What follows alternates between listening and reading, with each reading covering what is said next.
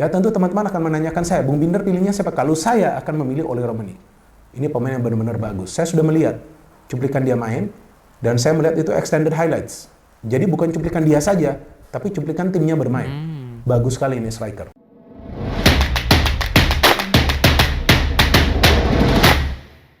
Bismillahirrahmanirrahim. Assalamualaikum warahmatullahi wabarakatuh dan selamat sejahtera. Selamat kembali lagi ke channel Syahrizal Rajak. Terima kasih kepada teman-teman yang telah subscribe kepada channel ini. Kepada teman-teman yang baru jumpa channel ini, mohon untuk tekan butang subscribe dan juga butang loceng. Okey guys, untuk video reaksi hari ini aku nak react kepada video dari channel Bola Bung Binder. Ia adalah berkenaan dengan striker timnas Indonesia yang dinanti-nantikan. Okey guys, kebiasaannya aku react kepada kebanyakan video dari channel-channel Girls Starting 11, tapi kali ni aku nak react kepada channel Bola Bung Binder kerana kebiasaannya berita-berita yang dibahaskan oleh Bung Binder ni benar guys tapi kita tak pasti kali ni benar ke tidak. Tapi aku pun tak pasti siapakah striker yang akan dibahaskan oleh Bung Binder. Mari kita react sama-sama guys videonya. Let's go. Bismillahirrahmanirrahim.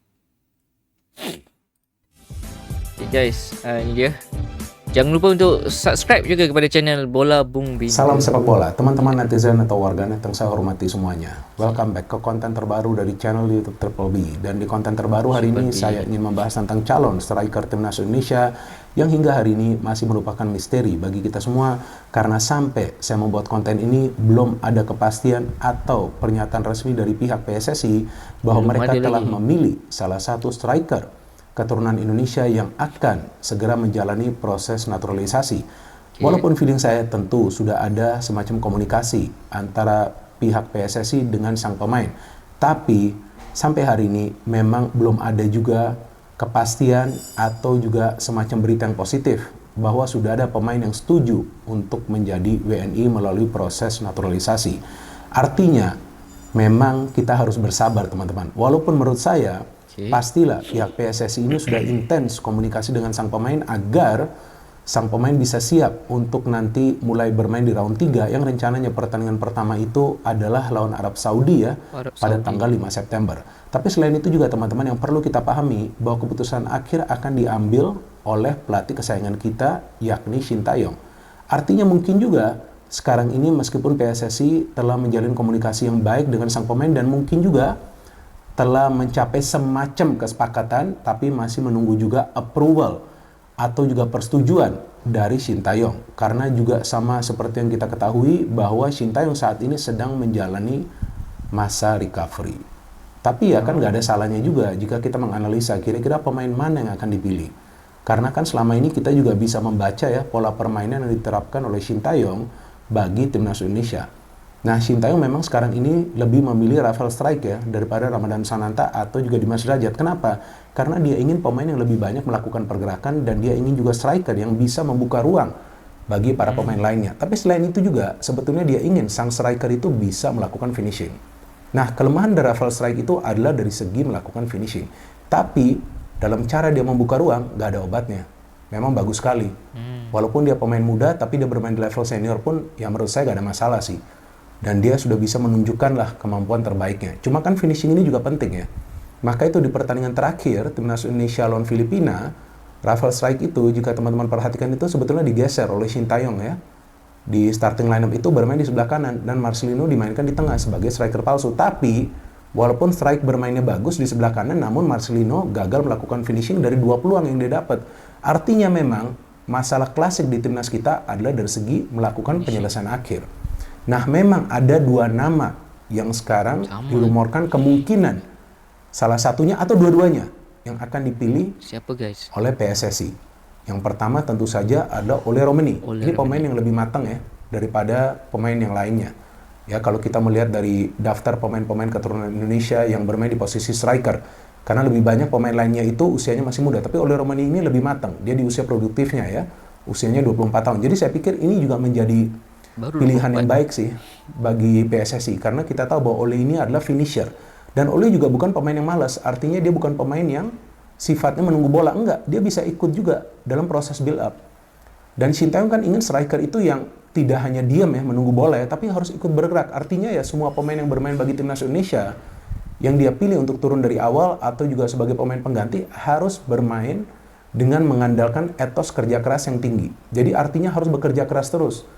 Gak bisa tuh cuman berjalan kaki, ya kan udah gak ada lagi hal seperti itu sekarang dari para pemain timnas Indonesia. Dan gak bisa juga hanya nunggu bola, kemudian marah, kalau gak dioper gak bisa. Harus move terus, harus bergerak terus. Maka itu kita melihat permainan dari timnas kita itu selalu bermain dengan high energy. Jadi selalu bermain dengan high tempo, walaupun kadang-kadang bermain pragmatis. Kan tergantung juga lawan yang dihadapin kan tim mana, ya kan. Jadi gak ada masalah juga kalau mau main pragmatis, tapi switching play-nya itu loh. Ya kan, transisi positif yang cepat itu loh. Ya, kalau kita perhatikan tuh cepat banget, antara 8 sampai 9 detik tuh sudah counter. Nah, ini hal yang positif yang perlu dipertahankan. Nah, kalau Oli Romani ini dipilih, menurut saya ini bagus juga sih. Karena dia adalah finisher dan juga dia adalah pemain yang pergerakan tanpa bolanya bagus. Jadi paling tidak dia bisa membuka ruang bagi pemain-pemain lainnya. Tapi selain itu juga, sekarang kan ada nama Mauro Zelstra ya, yang dirumorkan juga bahwa dia bisa saja dipilih oleh PSSI. Dan dia juga telah menyatakan dia ingin membela timnas Indonesia. Tapi kan lagi-lagi nih, keputusan akhirnya ada di tangan Sintayong dan kita memerlukan pemain yang sebetulnya sudah matang. Kalau Mauro ini kan pemain yang masih muda ya, kalau nggak salah usianya 19 atau 20 tahun ya, dia masih muda nih. Nah kalau kita mau pemain muda, sebetulnya kita ada Jens Leven. Ya kalau memang Jens Leven ini kualitasnya bagus, ya bisa juga sebetulnya dipromosikan ke senior kan. Dan kemudian untuk U20 ya cari lagi striker lainnya. Tapi kan mencari striker ini kan susah banget ya. Jangankan di kompetisi domestik yang bisa cetak banyak gol, tapi juga di luar negeri ini sulit. Jadi memang ya saya pikir gak ada salahnya juga jika nanti PSSI ya udah kalau memang ada 2 pemain yang available di posisi striker, ya dua pemain tersebut yang dinaturalisasi, kemudian ada semacam kompetisi juga di lini depan. Karena sekarang kan kalau di lini pertahanan kompetisinya sudah luar biasa. Ada Rizky Ridho, ada Jordi Amat, ada Sandy Walsh, ada Nathan, ada Jay Itzes, ada Kelvin Verdong, ada pemain-pemain lainnya lah seperti Asnawi, seperti Pratama Arhan yang bisa bermain. Jadi kompetisinya di belakang ini sudah banyak, tapi di depan kalau teman-teman perhatikan pilihan bagi Sintayong itu terbatas. Nah seandainya nih, saya akan membicarakan seandainya, bukan pasti, PSSI memilih 2 pemain keturunan Indonesia di posisi striker, itu akan lebih baik. Jadi biar saja mereka berkompetisi di depan. Memang sih banyak yang akan kembali memperdebatkan, waduh ini nanti chance untuk para pemain lokal tertutup ya, gak mungkin dong. Kalau ada pemain kita yang bermain di dalam negeri ini bagus, ya kenapa enggak mereka juga dimainkan. Seperti Rizky Ridho, stabil kan performanya. Pratama Arhan kalau dimainkan oke. Kalau main sebagai pemain pengganti juga bagus. Asnawi juga bagus. Jadi selama bisa perform, menurut saya gak ada masalah. Tapi lain hal yang perlu kita pahami adalah suplai bola itu ke depan. Jadi jangan selalu kita salahkan striker. Memang finishing menjadi masalah, tapi suplai bola jika teman-teman perhatikan tidak selalu juga diberikan kepada striker, tapi diberikan dulu kepada para penyerang sayap. Nah, para penyerang sayap ini kadang-kadang terlambat juga mengambil keputusan untuk memberikan umpan. Gimana caranya striker tersebut bisa mendapatkan peluang untuk mencetak gol. Jadi kita juga jangan langsung menjudge ya, jangan langsung menilai bahwa wah striker kita sekarang nih pada tumpul semua. Enggak, kadang-kadang suplai bolanya itu gak dapat. Tapi masalah lainnya, kalau dapat suplai bola, dapat chance, gak bisa nyetak gol. Betul. Nah, ini kan menjadi masalah yang besar. Dan memang banyak yang berdebatkan, gak masalah kok Bung. Kan pemain-pemain lain bisa mencetak gol, betul. Dari second line ada yang bisa mencetak gol, atau dari final line ada yang bisa mencetak gol. Tapi seandainya kita punya striker predator yang konsisten bisa mengkonversikan peluang-peluang yang dia dapat, artinya begini, seumpamanya dia mendapatkan 2 peluang dalam satu match, tapi dia bisa minimal mencetak 1 gol, kemudian pertahanan kita solid. Ya, peluang kita untuk meraih kemenangan itu lebih besar. Dan jika kita punya pemain yang bisa mencetak banyak gol, yang bisa mengkonversikan banyak peluang, artinya ya tim kita akan lebih produktif. Jika tim kita lebih produktif, artinya hasil-hasil akhir yang konsisten akan lebih baik. Kita dapat gitu, akan lebih sering kita dapatkan. Tapi sekarang kan pada saat memang kita nggak punya striker seperti itu, nah ini menjadi masalah besar.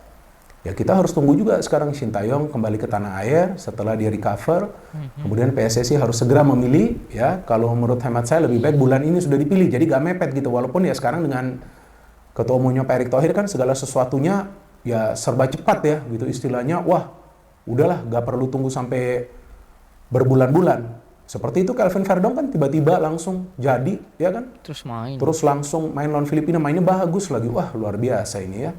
Jadi memang pemain-pemain keturunan Indonesia inilah yang meningkatkan level permainan dari timnas Indonesia. Jadi PSSI ini memilih pemain-pemain keturunan Indonesia bukan untuk menaikkan popularitas dari federasi atau juga dari timnas Indonesia, enggak. Tapi murni demi kebutuhan timnas Indonesia ini sesuai dengan kebutuhan.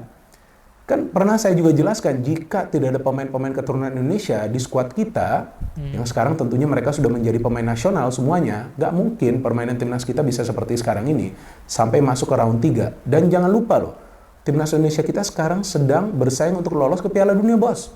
Bukan lagi untuk lolos ke Piala Asia, apalagi Piala AFF.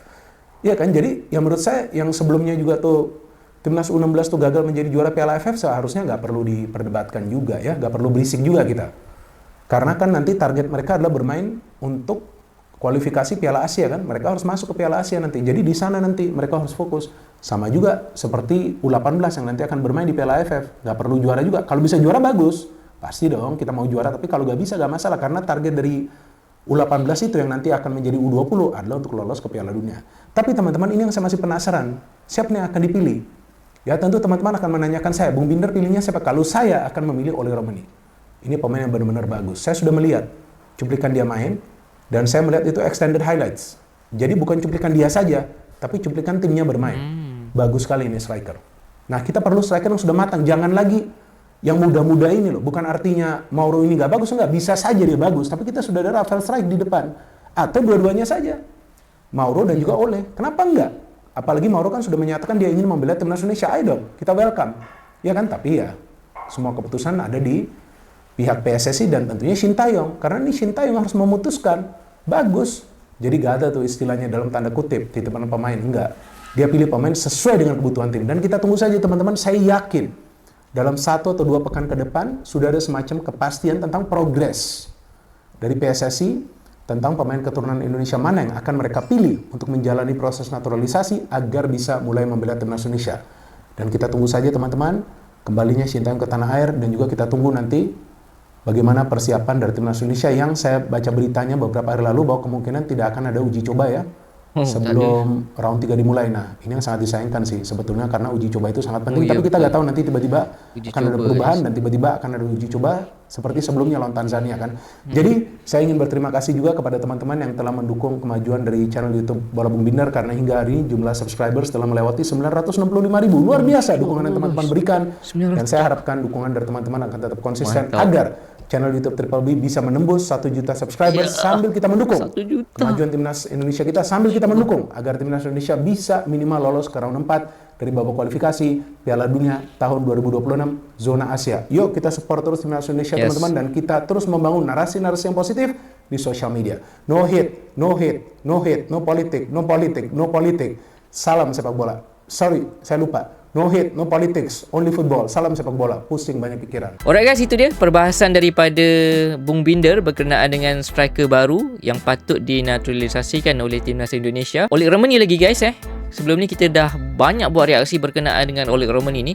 Diharapkan menjadi kenyataan guys Apalagi kalau kita dengar daripada Bung Binder ni, seorang pengamat sepak bola. Beliau sendiri telah mengatakan tadi beliau pernah melihat extended highlight Oleg Romani ni. Beliau adalah striker yang sangat bagus guys finishing dia dan juga ketika tidak mempunyai bola. Jadi beliau boleh bermain tanpa bola, membantu serangan. Itu yang diperlukan oleh timnas Indonesia. Alright guys, mantap sekali Dan seorang lagi iaitu Mauro ni katanya ingin gabung dengan timnas Indonesia. Aku belum lagi buat reaksi berkenaan dengan seorang lagi pemain striker ini. Katanya baru berumur 19 ke 20 tahun. Tapi itu satu yang positif sebabnya memangnya timnas Indonesia memerlukan striker yang boleh membuat finishing guys Jadi kita memerlukan backup kepada Rafael Strike Rafael Strike ni baru umur 20-21 tahun. Jadi ini memberikan kompetisi kepada Rafael Strike di dalam lini serangan, lagi-lagi di posisi striker guys Jadi apa pendapat teman-teman kita doakan semoga Oleg Romani ni terbuka hati dia untuk bergabung dengan timnas Indonesia. Aku memang nak sekali melihat Oleg Romani ni bermain untuk timnas Indonesia,